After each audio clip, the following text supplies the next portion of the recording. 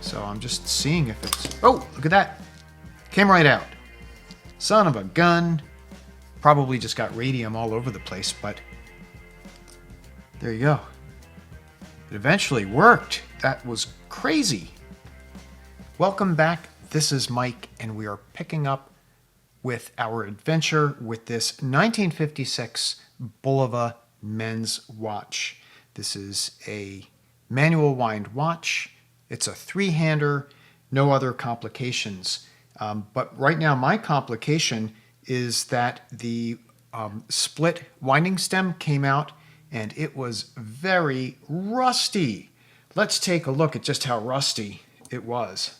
This thing is just devastated. This is just so degraded, it looks like a fossil. I don't mean the watch. I mean something that is like turned to stone through the course of time and the elements. The crown itself, I do believe I can get the crown off of the stem. And let me grab a pin vise. One of the early tools that I bought when I started watchmaking was a set of pin vices.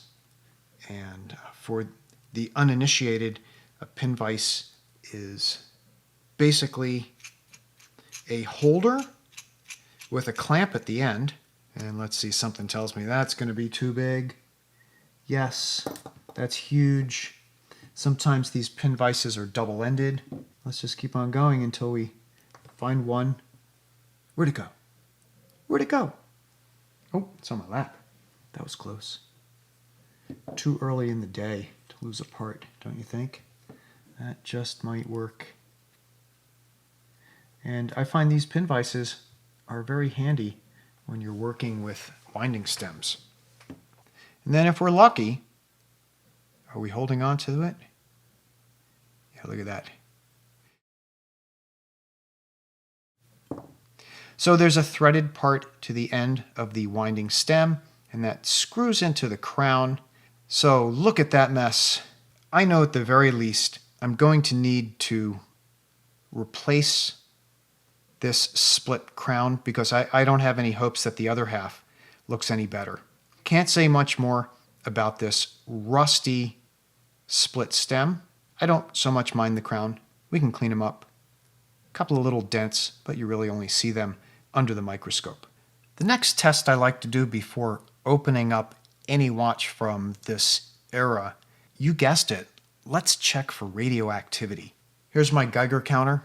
I've had it on for a few minutes, and the ambient radioactivity of my room is hovering right around the low 20s, which is fine. That is a perfectly normal ambient reading, about 22 or 23 CPM.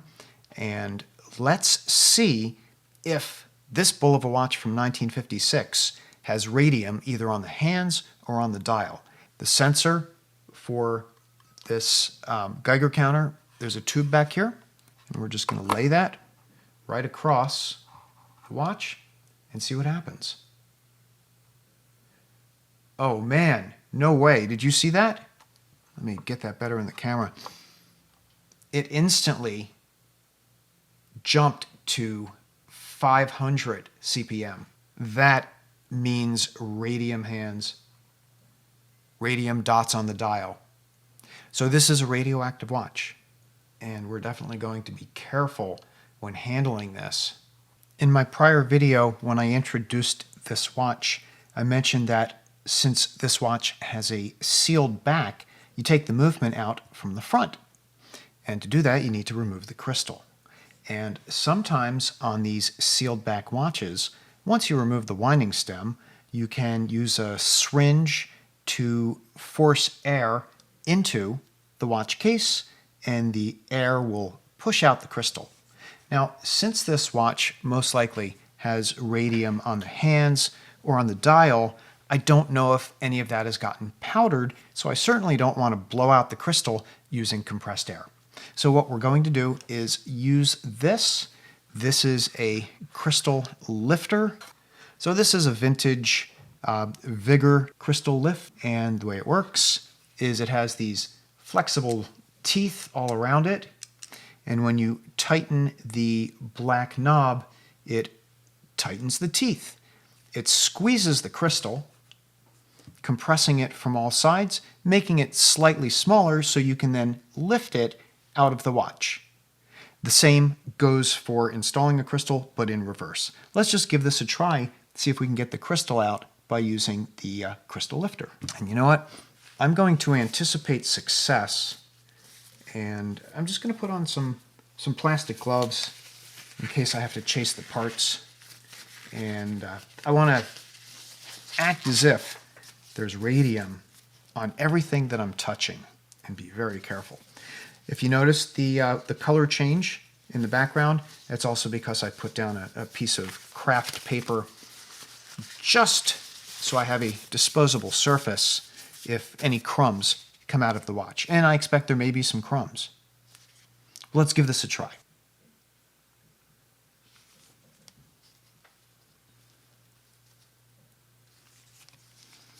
I'm just going to tighten it slightly and just look and make sure that we have a grip pretty evenly all around. I must confess, I am not a huge fan of this tool.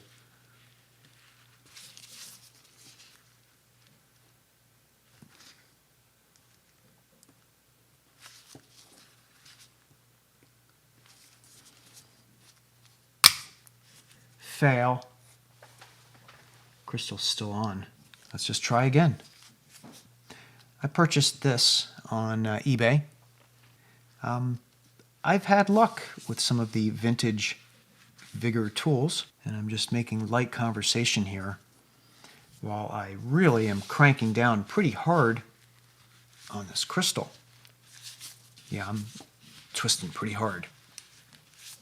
Even harder. We are compressing for all we're worth. Man, I don't think that can tighten down anymore without just shattering this crystal into oblivion. Well, I can keep talking and point out the obvious, like, don't do this on a glass crystal. I think this crystal may also be stuck in place with goo or dirt.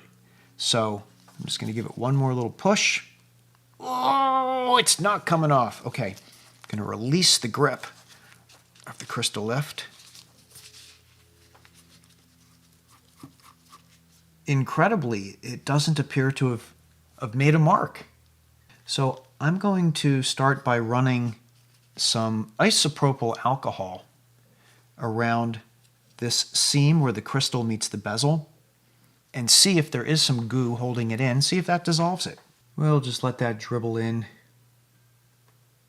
I'm going to come back in another few minutes and just give it another shot, and then I'll try the crystal lift again.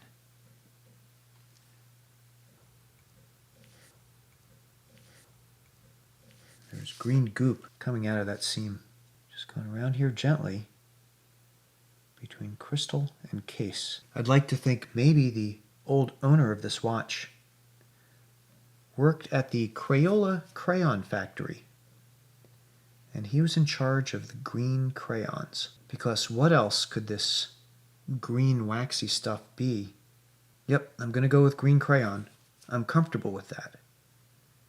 I thought I'd put it under the microscope and just take a look. Looks like this crystal's being held in with cake batter. I've made a few passes around the watch with the X-Acto knife, and I cleaned out a lot of muck. You can see that bead of isopropyl alcohol that is following along the tip of the blade.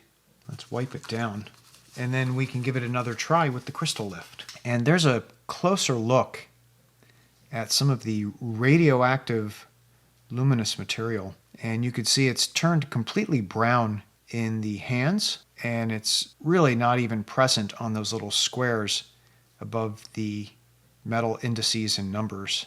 So there's a very good chance that these dark particles on the inside of the crystal are little chunks of the luminous material. So we're going to want to be careful as we take this apart. I don't want the crystal to explode under the pressure, because then I don't have anything left other than the case to measure a replacement by. And I'd much prefer to get a replacement crystal with a measurement off of the original crystal and not just off of the case. Well, we were able to just get a little bit more tighten. Is that going to help us get the crystal out? I think I'm just going to let it settle. I'll let the pain in my hands go away. And I'll come back and I'll try to tighten down on it a little bit more. You know, maybe I'll just run another little bead of isopropyl alcohol. We'll just apply this isopropyl alcohol while the crystal is under duress.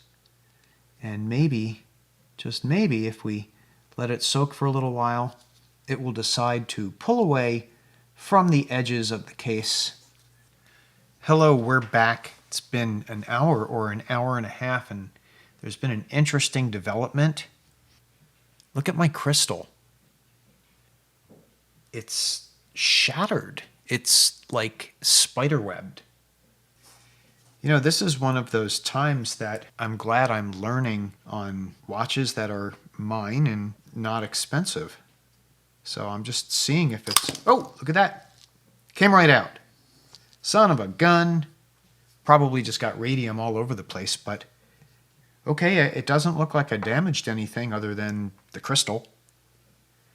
And, gee, I'm really glad I was recording when that happened. So there's some excitement. Looks like there may even be some crystal left over in the case. Since this is a radium watch, I'm going to do some cleanup right now because I'm not wearing gloves. I'm not wearing a face mask or anything. So let me contain the situation, and I'll be back. But boy, that was kind of exciting. Stay tuned. I've got on some personal protection, gloves, face mask, and I'm just going to do a wipe down, a nice moist wipe down to try to contain any possible particles. I don't expect a lot landed on here, but we'll just blot it off. Crystal first. Oh, take a look at that. Dissolved. That just kind of stressed and spiderwebbed. I want to try to keep him intact so I can measure him up and find a replacement. Put him aside. So it looks like there is indeed a reinforcing bezel that was on that crystal. And I really don't know how else I could have gotten this guy out. And interestingly, there is a little bit of a rust mark there on the paper towel. I'm going to dispose of all of the towels that I used to clean up this dust. I'll keep them separate. Again, using nice, moist towels. There certainly could be remnants in this case. So there's pieces of crystal coming out. Put away my trash. Clean off any surfaces that we could have gotten some dust on. A little bit of rust in the case, just a little bit. You notice I haven't flipped over the movement yet. I'm anxious to do that, but I also want to take my time and do it in a clean way. Okay, we'll put him aside, and I'll check all of these individual pieces with the Geiger counter just to make sure that they are safe. How about this? That's not bad. Yeah, that's really not bad. I hope that the rust is confined to the winding stem area. I'm actually wiping off the fingertips of my gloves here. Not finger cots. I'm wearing, full nitrile gloves. Again, being conscious not to breathe onto this paper and get all the little dust particles strewn around. Normally, I would try to align the hands before removing them. But you know what, folks? I'm just going to go for it.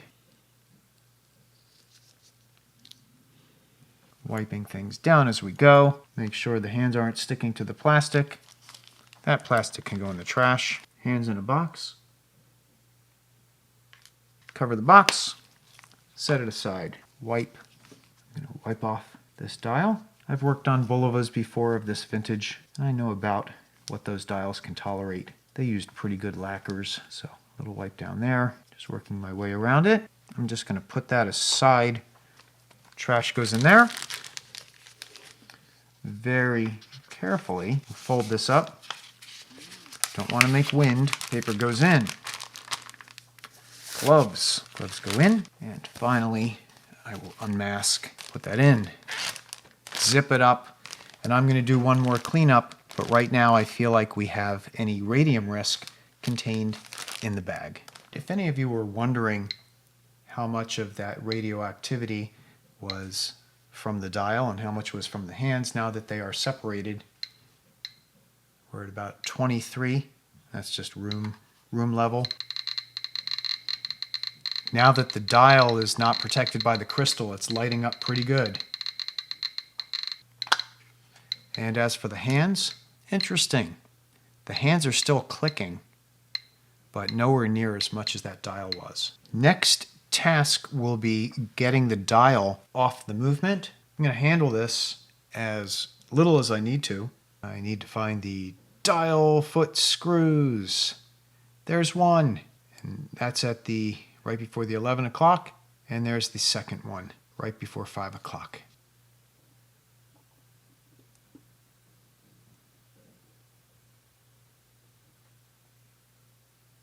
And flip. I'm trying to handle this by the edges. Just using this plastic spudger stick. If you were wondering, the other side of that split stem is looking about as terrible as the crown side was. Give you a first look. Clean on the underside. See that little spin? I wonder if that wasn't like prep for a dial foot in a different position. There's the dial side of the movement. So let's do a quick disassembly just down to some of the basics, and we'll see if we can troubleshoot and find out whether or not this project has potential or whether it's just going to be in the drawer for parts. So let's start by taking off this dial washer. We'll take off the hour wheel. A little bit of a hair down there, but that's okay. Some dirt, some dried oil. Here's a look at the keyless works.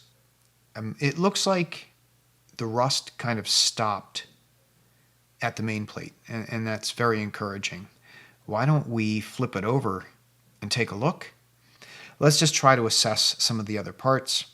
Here's the balance. I'm going to use my air blower here just to see how it looks. And you know what? It looks pretty good. That part of the watch is fairly clean. What I'm watching for is when this balance goes back and forth, I'm looking at the hairspring, and I'm looking to see if the coils are concentric, they're not twisted or touching each other. And we look pretty good. And we actually are getting some life out of the watch with that little blow. As that balance is bouncing back and forth, the pallet fork, there's one end of the pallet fork, and there's the other pallet jewel under there. The tips of the pallet fork go back and forth, allowing the escape wheel, which is this wheel down here that looks like a bunch of legs with boots on it. It allows that escape wheel to turn one click at a time. So what else can we see? The wheels look pretty good. There's definitely surface dirt. This movement is Bulova's 11 ACC movement. So one of the first things that I do when I open up a movement is I look for the caliber number. Once you have that, it's amazing how much information you can find on the watch or find on the movement. Couple of marks down here. Let's talk about them. BXW. That is a mark that designates what country the movement is destined for. L6, so L is 50 and 6 with the L means 56. So a 1956 watch.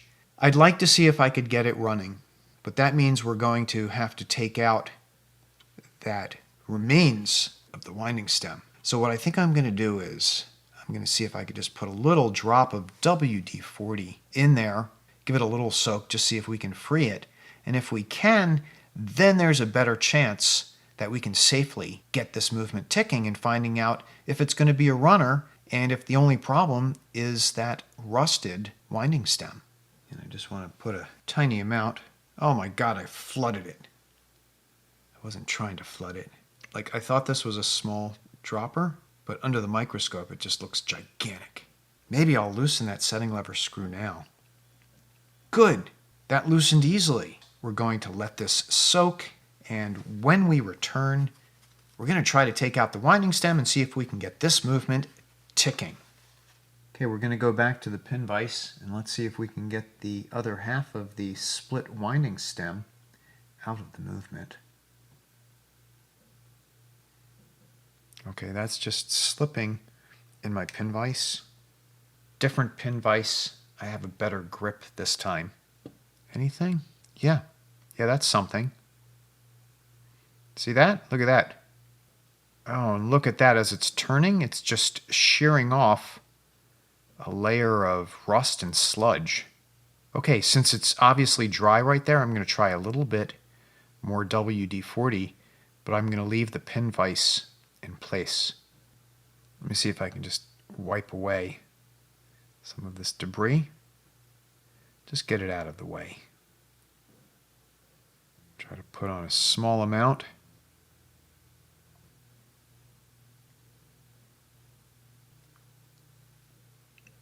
Oh, that feels significantly better. Looks like the metal is cleaning itself. Ha, it's winding. Look at that. Okay, just for fun, let me retighten the setting lever. Okay, I'm using the pin vise to wind the watch. And are you seeing what I'm seeing? Look at it go with the wind. The watch is happily running. Hey, this feels like the perfect place to jump out of this video. I want to thank you for joining me on this little watch diagnosis journey. I hope you found it entertaining. If you have a watch that you know has problems that you've been putting off working on because either you knew it was coated in radium, or it had rust, or it had other unknown problems, I hope that this video provides you with some inspiration and some tips for you to keep going with your own projects. If you're new to watchmaking and you just enjoy watching along, maybe this video inspires you to dive more deeply into the hobby. I've been having so much fun with watchmaking since I started it a little over 2 years ago. Now I'm really excited to continue working on this 1956 Bulova. It's looking pretty good from here. Really, it seems like all I need to do is get the winding stem out and either replace it or clean it up. I don't know, is it too far gone?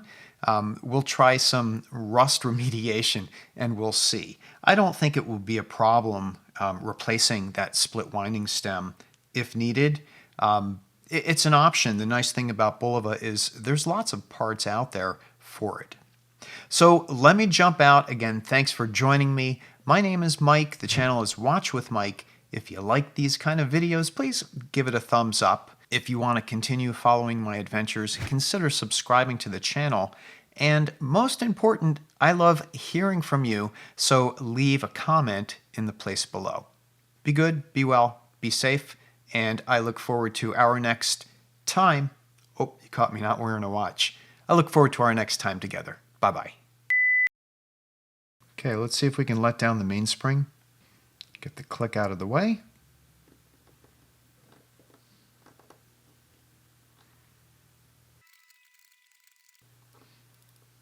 There we go. And the balance is stopped. Well, we still have this pin vise attached. Let's flip the watch over and see if we can gauge the setting position on the winding stem. There it is turning. If we give a pull, yes! Setting position. Winding. And okay, we lost our grip, but actually it looked pretty good. Is there enough to grab onto here? Yes, look at that. So we have the two positions. That's very encouraging. Let's flip it over one more time.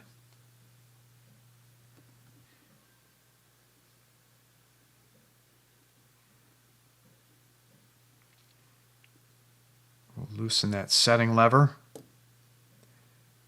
And will it out? Yes, we can.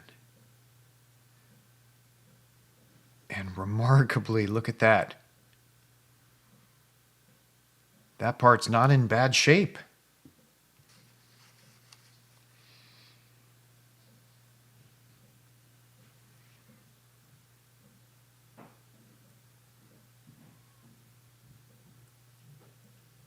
And if anyone was wondering, here's the two sides of that split stem. Here's how they fit together.